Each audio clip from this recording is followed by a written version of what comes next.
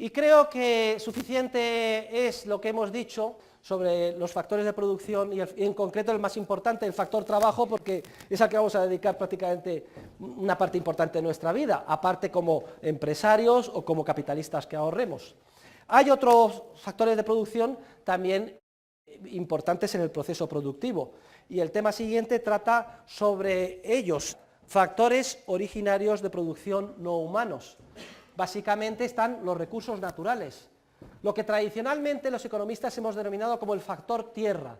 De nuevo, una manera burda y equivocada de hablar, de la misma forma que es erróneo y equivocado referirse al factor trabajo. Lo que hay, repito, es una constelación casi infinita de diferentes tipos de factor trabajo y también una constelación muy numerosa de diferentes tipos de recursos naturales en general y de factor tierra en particular. El factor tierra, además, durante determinadas épocas de la ciencia económica, sobre todo en el principio, aparecía como el factor protagonista. La muy equivocada escuela clásica anglosajona, que surge torpemente, dando palos de ciego con el surgimiento de la revolución industrial, pues se construye en torno al factor tierra, es el factor base, el factor más importante.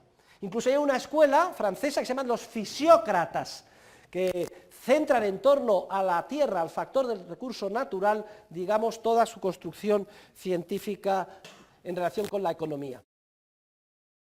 La ciencia económica en esos años se obsesiona sobre la renta de la tierra. ¿Cómo se determina la renta de la tierra? Lo que la tierra percibe. Se crean incluso sistemas impositivos que solo graban la renta de la tierra.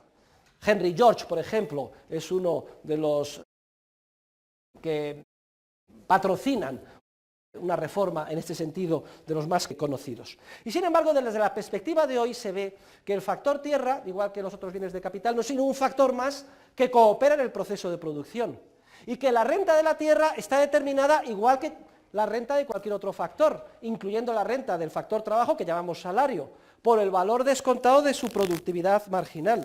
Y que hay tierras que son muy feraces, porque están cerca de un río, porque están muy bien abonadas, porque son zonas de regadío, por tanto producen mucho y tienen un valor de mercado muy alto. Y hay en cambio otras tierras que no sirven para nada, solo están llenas de zarzas, no se puede obtener ninguna rentabilidad de las mismas, tienen un valor muy bajo. Incluso se puede observar cómo desde el punto de vista histórico se produce un cambio sobre el valor de la tierra. Yo me acuerdo, por ejemplo, hace 30, 40, 50 años, después de la Guerra Civil Española, nadie valoraba unas peñas aquí en La Pedriza, a pocos kilómetros de Madrid. Allí no se podía cultivar, allí no se podía tener ganado. Qué cosa más absurda, no vale nada. Igual que tampoco se valoraba nada las tierras en la costa, en Mallorca. En Mallorca existía y existe, igual que en Cataluña, la institución del hereu. Todo lo bueno lo heredaba el mayor. Y a los hijos pequeños no se le daba nada más que lo peor, lo que no valía nada. Y entonces lo que no valía nada en las Islas Baleares era la tierra de la costa. Porque en la costa no se podía vivir, porque solo había arena, porque no se podía cultivar, porque no valía nada. Y a los hijos mayores se les daba pues lo de dentro, donde se podía cultivar, donde se podía poner una ganadería de cerdos, etc. Pero sin embargo los gustos cambian.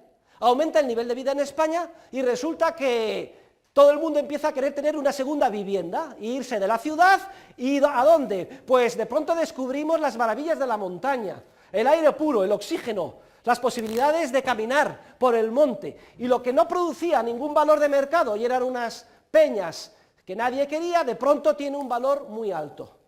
Y aquellos que eran los segundones, los terceros hijos, hijas, etcétera, a los que se les dio la hez de la herencia, es decir, las tierras en la costa, cambian las circunstancias en los años 60 y 70 con el turismo y se convierten en millonarios, porque de pronto que lo valoramos es despelotarnos, untarnos de crema y ponernos en la playa a tomar el sol y cuando tenemos mucho calor, bañarnos en el agua.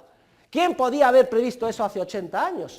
Luego vean ustedes cómo el mundo empresarial, la civilización, el proceso de mercado es algo en continuo cambio, dinámico, que se modifican los gustos y como consecuencia de eso, lo que no tenía en un momento determinado ningún valor descontado de productividad marginal, luego puede cambiar radicalmente. Esto no quita para que muchas fincas, de hecho, no tengan ningún valor de mercado, porque se encuentran en el interior, no se puede cultivar en ellas nada, no se puede hacer nada, son cotos que a lo mejor va alguien de vez en cuando a cazar, aunque de pronto se pone de moda la caza, y vienen los millonarios americanos y de Europa, incluso ya es interesante hacer una pista de aterrizaje dentro del coto. Vienen, matan no sé cuántos miles de perdices y se van y pagan una fortuna. Una tierra que no valía nada empieza a tener valor. O el simple valor, aunque la tierra no valga nada, de que un propietario piense y se llene como un pavo real de que es terrateniente y pasee los fines de semana por su finca. Bien, puede ser de lo más variada la razón por la cual sea más o menos rentable cualquier parcela de tierra, pero el análisis que hemos hecho es perfectamente aplicable. Hay una tierra que se llama tierra submarginal. ¿Cuál es la tierra submarginal? Dice Mises. Pues es aquella cuyo valor descontado de la productividad marginal es cero y por tanto nadie la valora y está abandonada. Por ejemplo, pues yo qué sé, 100 hectáreas de desierto en mitad del Sahara. Vayan ustedes allí no hay nadie. O en Groenlandia, en mitad de Groenlandia, ahí entre los hielos. Por cierto, Groenlandia significa tierra verde, porque en la Edad Media hubo un proceso de calentamiento mucho más grande del supuestamente existente ahora, se desheló todo, se convirtió en zona verde y estaban las vacas pastando. Y ahí no había ni revolución industrial, ni había problemas de gases, efecto invernadero, etc. Pero sin embargo hoy en día nadie valora nada, pues yo qué sé, una hectárea en la Antártida, en mitad de la Antártida, y así sucesivamente, o una hectárea de superficie en mitad del Atlántico, etc. Todo eso, que tiene un valor descontado de la productividad marginal hoy por debajo de cero, es tierra submarginal que permanece abandonada. Y debe de permanecer abandonada, sería absurdo dedicar recursos a tratar de explotarla.